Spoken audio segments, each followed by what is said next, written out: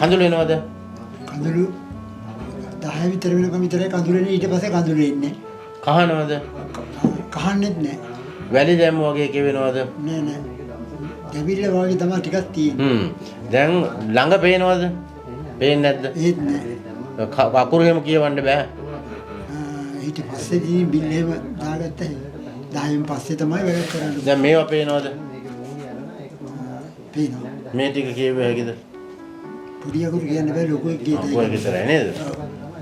අර බිත්තියේ තියෙන අකුරු ටික පේනවද? ඔහොම ඉඳලා.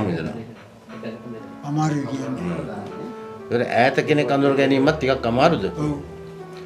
හරි. ඉංග්‍රීසි බෙහෙච්චරුවද? නෑ නෑ. මොනවාම කළේ නෑ. නෑ ඔබ වහන්සේ ආවේ. බලමු.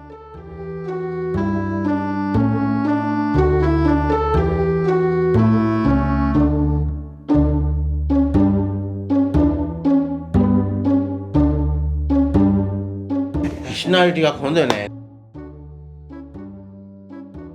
කොරෝනා ඉන්ජෙක්ෂන් කීයක් ගැව්වද? කොරෝනා ඉන්ජෙක්ෂන් ගැහුවට පස්සේ තමයි අවසර වැඩි වුනේ. ඒක තමයි කීයක් ගැව්වද? 4ක් ගැහුවා. මේකෙන් තමයි අවුල් වෙලා තියෙන්නේ.